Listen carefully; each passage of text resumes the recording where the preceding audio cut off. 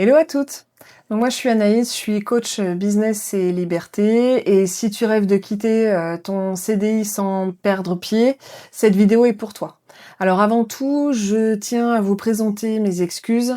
Je ne peux pas publier en live, pas encore, certains de mes réseaux étant encore un peu trop récents. J'aurais bien aimé pouvoir échanger avec vous toutes, mais ce n'est pas possible. Donc voilà, ce n'est que partie remise. Donc on va parler ce soir de comment préparer ta sortie du salariat sans paniquer, sans tout plaquer finalement sur un coup de tête et sans culpabilité. Parce que non, quitter ton CDI ne veut pas dire que tu dois absolument tout risquer. Ça peut se faire avec méthode, avec clarté et surtout avec confiance. Donc dans un premier temps, on va déjà parler des 5 erreurs les plus fréquentes auxquelles on est amené à être confronté. Donc la première, c'est d'attendre d'être prête. Le moment parfait, il faut savoir qu'il n'existe pas. Tu te sentiras jamais prête à 100%. Ce qui compte, c'est de commencer, même petit, avec ce que tu as. Moi, la première, en fait, on a toutes des peurs à un moment donné avant de se lancer, mais la peur, c'est normal. Et quand on a les bons outils, on peut la dépasser plutôt assez facilement. La seconde erreur, c'est de ne pas savoir combien il te faut pour te lancer.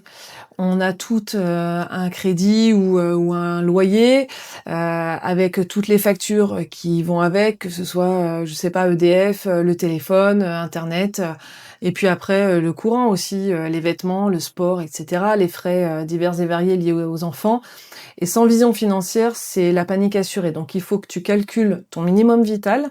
Ça va te donner une base minimum. Et ensuite, tu vas pouvoir construire ton plan à partir de là. La troisième erreur, c'est de sous-estimer ses compétences. On croit souvent que quand on repart de zéro, on doit absolument tout refaire repartir de zéro. Si tu bosses ou si tu as déjà bossé en entreprise, tu as déjà des compétences utiles. Par exemple, la relation client, l'organisation, la communication, la gestion, etc. Donc en fait, tout ça, ça va être des bases solides pour ton futur business. La quatrième erreur, c'est de chercher l'approbation des autres. Donc, en fait, on a toujours tendance à vouloir se rassurer, que ce soit auprès de son ou de sa chérie, auprès de ses parents, auprès de ses frères et sœurs ou même de ses amis. Avec ton entourage, le discours, ça va plutôt être bah ouais, mais t'as un CDI, tu vas pas quitter ton CDI, tu vas pas quitter une situation stable. Voilà, on va te dire que c'est de la folie, que t'as des enfants, que voilà. Donc c'est compliqué. Donc en fait, ce qu'il faut comprendre, c'est que tes proches vont surtout projeter sur toi leurs propres craintes. Mais t'as pas besoin qu'on valide ton rêve. La seule validation qui va vraiment compter, c'est la tienne. Donc ça, c'est important de garder ça en tête. La dernière grosse erreur, c'est de vouloir tout faire toute seule. Donc si je peux te donner une image qui est plutôt assez parlante, c'est un peu comme si tu décidais là de monter en haut du Mont Blanc sans expérience. Tu vas t'équiper un peu comme tu peux, en achetant des belles chaussures de marche toutes neuves, un sac à dos assez gros pour pouvoir mettre de la nourriture, une tente Quechua, des vêtements, etc. Et puis voilà, au début tout va bien, t'avances, tu te sens forte, t'es même confiante, t'es pleine d'énergie, il fait beau, etc. T'es contente. Mais au bout d'une demi-journée déjà, tu vas réaliser que tes chaussures elles sont pas faites pour toi, que ton sac il est trop lourd, que la montée finalement elle est plus difficile que prévu. Le résultat c'est que tes pieds te font mal, ton corps fatigue, ton moral va commencer à chuter aussi, et là tu commences à douter, à ralentir, et même à te demander si finalement tu vas y arriver.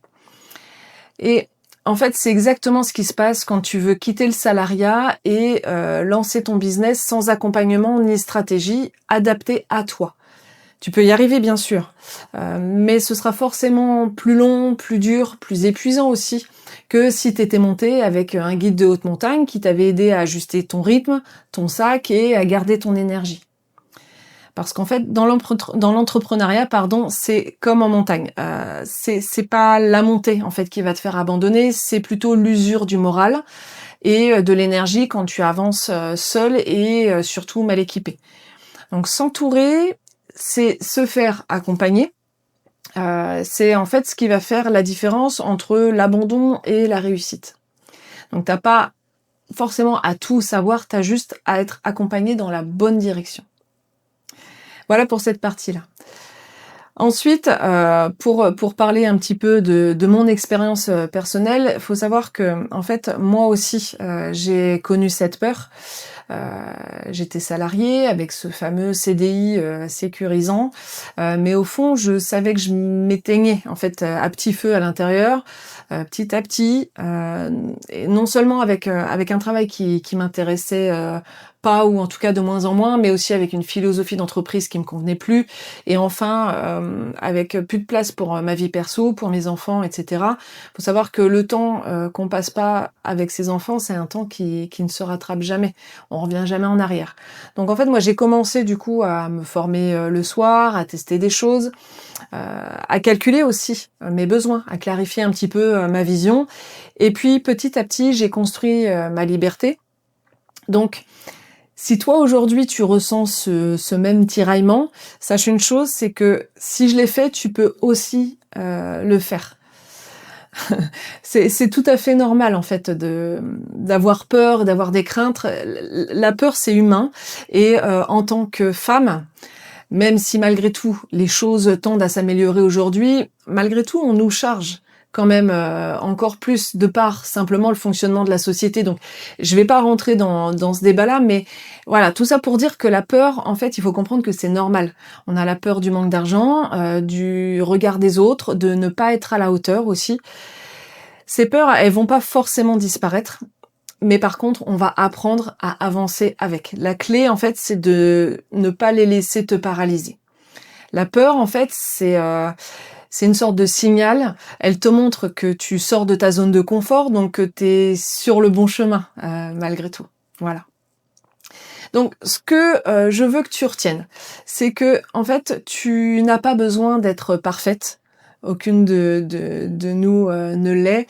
T'as juste besoin d'être en marche vers ta liberté. Et si tu veux aller plus loin, moi je t'invite à télécharger mon guide offert qui s'appelle Ose ta liberté.